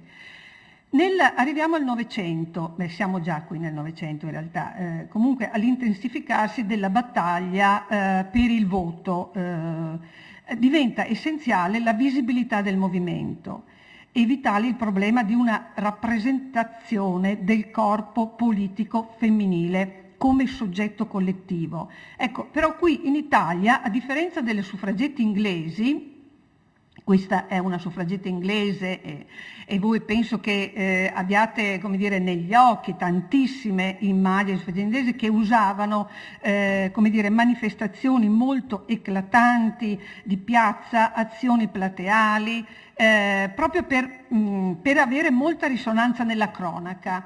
Ecco, le italiane invece si sottraggono sia a manifestazioni di piazza che ad essere appunto fotografate, perché sostanzialmente vogliono essere rassicuranti, no? Come dire, chiediamo il voto, però attenzione, non vogliamo fare nessuno stravolgimento, nessuna rivoluzione. Ecco, rarissime sono le foto della battaglia per il voto. Fa eccezione il primo congresso delle donne italiane del 1908, che viene aperto in grande pompa in Campidoglio alla presenza della regina, eccetera, che conquista appunto le prime pagine della stampa e anche la copertina della Domenica del Corriere, che è tra l'altro tra i giornali illustrati il primo che comincia a usare la fotografia, però mantiene il disegno nella copertina, primo per esempio rispetto al suo concorrente l'illustrazione italiana. Interessante che nello stesso anno viene fatto un concorso per la bella italiana e le donne e le concorrenti inviano delle fotografie per partecipare al concorso. Questo insomma è un passante.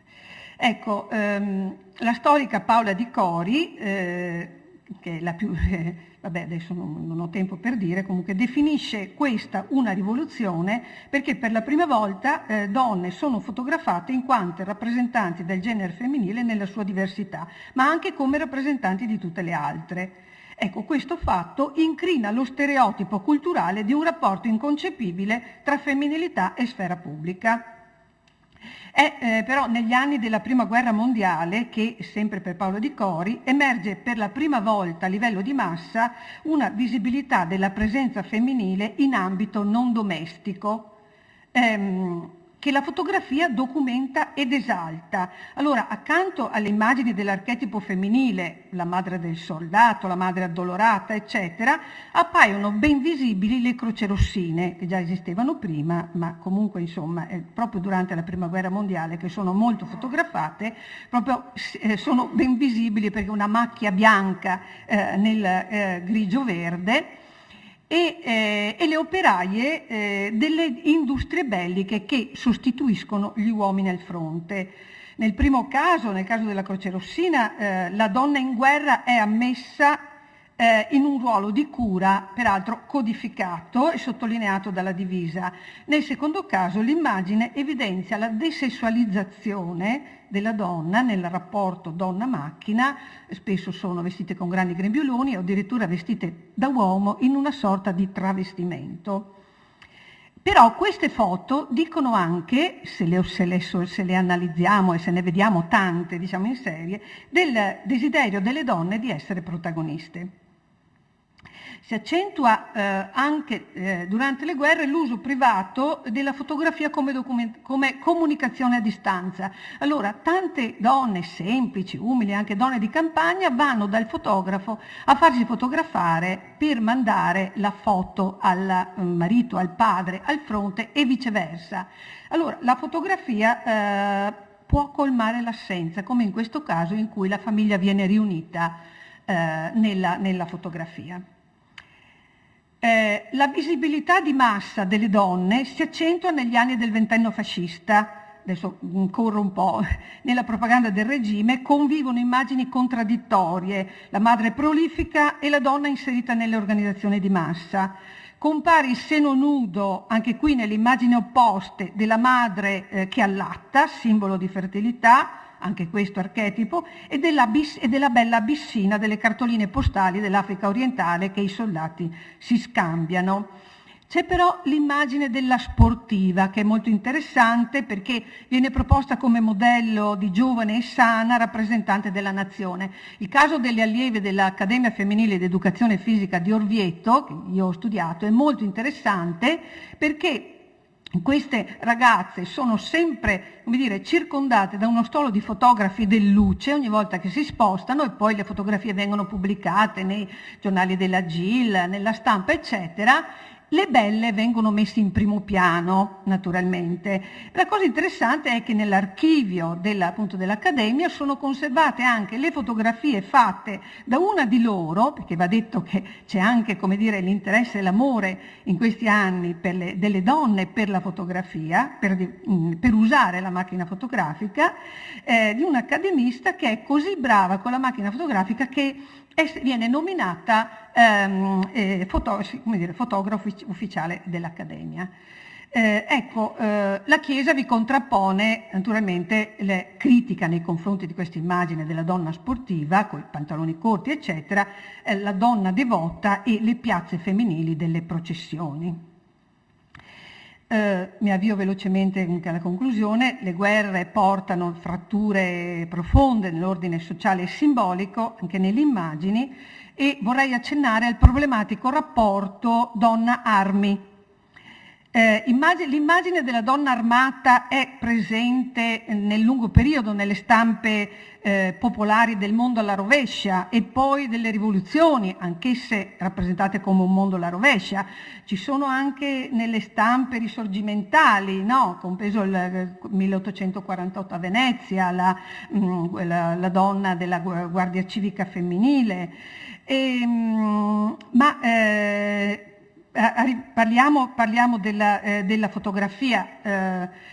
Compare la donna armata sempre più, diciamo, massicciamente nelle fotografie che riguardano la guerra di Spagna e poi la seconda guerra mondiale, la Resistenza.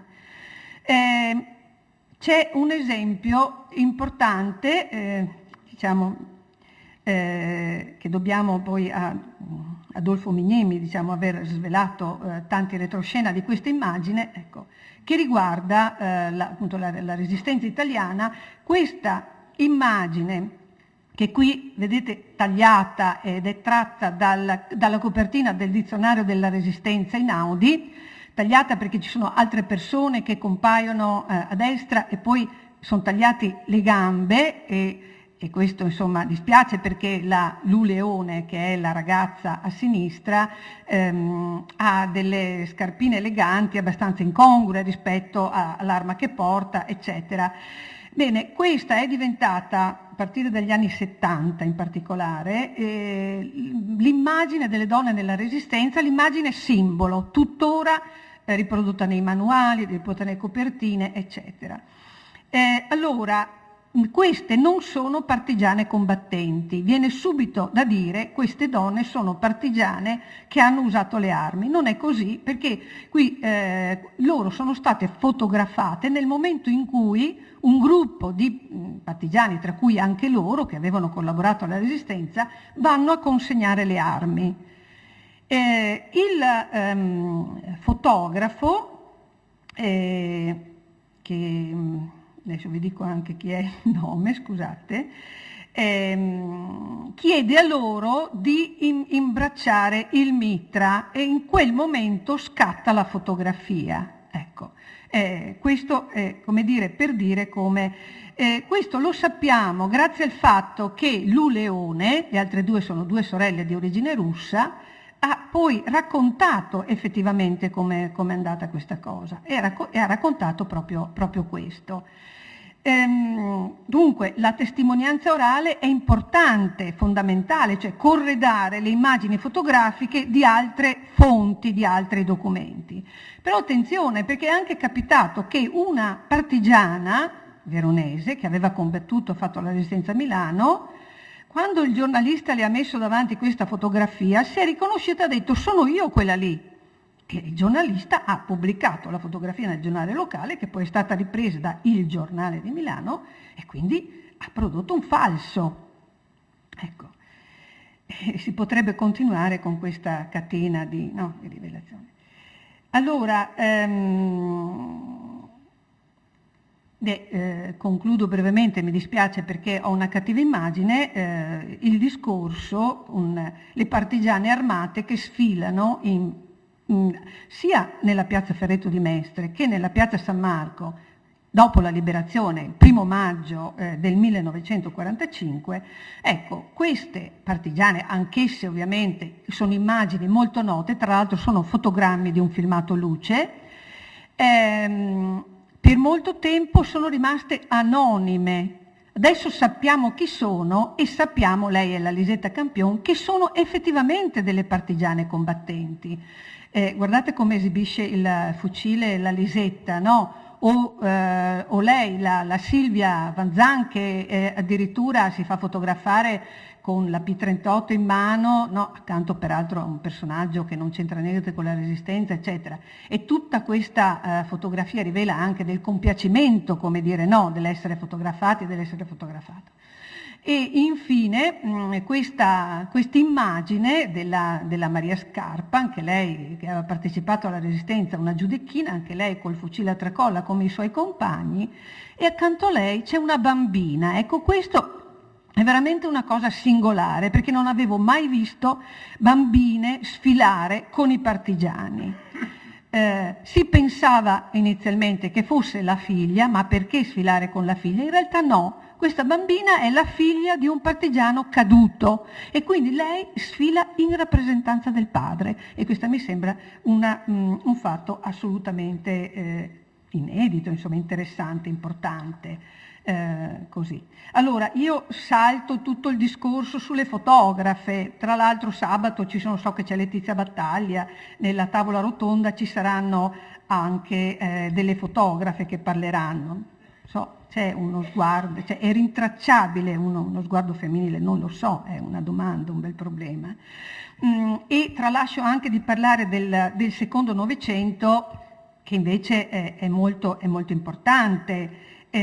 Dico soltanto che è sempre più larga la presenza femminile nella pubblicità e le donne diventano destinatarie della pubblicità, perché diventano consumatrici. E l'altro fatto, poi naturalmente le italiane conquistano il diritto di voto, quindi entrano in ruoli politici. Forse, ecco, ho messo questa immagine simbolo della Tina Anselmi che esce dal Quirinale, perché lei è, tra l'altro è veneta, la prima donna ministro, quindi è una rottura anche simbolica molto importante. Ma c'è un fatto politico importante che è rappresentato dal movimento femminista, cioè a partire dalla fine degli anni 60 e poi negli anni 70 le donne con un atto politico si appropriano dei mezzi per produrre da sé la loro rappresentazione e documentare le loro attività, le loro manifestazioni, poi fondano archivi, giornali, eccetera, e individuano nella fotografia, come scrive Roberta Valtorta, il mezzo espressivo privilegiato per un'indagine sull'identità femminile, a partire dalla destrutturazione dei ruoli sessuali, cioè passano dall'altra parte dell'obiettivo. Mi fermo qui.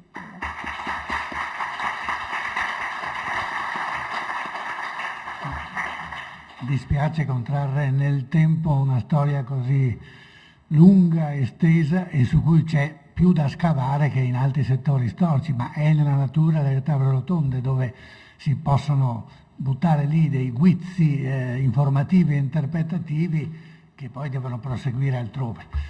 Signori, sono le 7:15, che volete fare? Volete proseguire la tavola rotonda o vogliamo chiudere?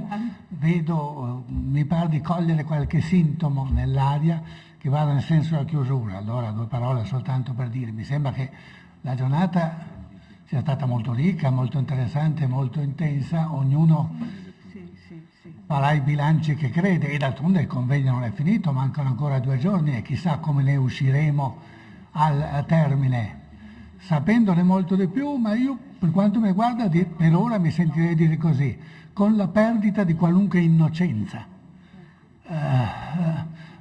Quando ci faremo fotografare o fotograferemo a nostra volta, non sarà più come prima, perché dovremo ricordarci di tutti i sottintesi, le difficoltà, le messe in posa, le recitazioni, nulla sarà più sincero. Ma dov'è in effetti la sincerità? Io spero che sussista in qualche luogo, ma certo una giornata come questa è fatta per mettere qualche dubbio in più. forse anche questo è nella natura dei convegni. Con questo auspicio, a domani.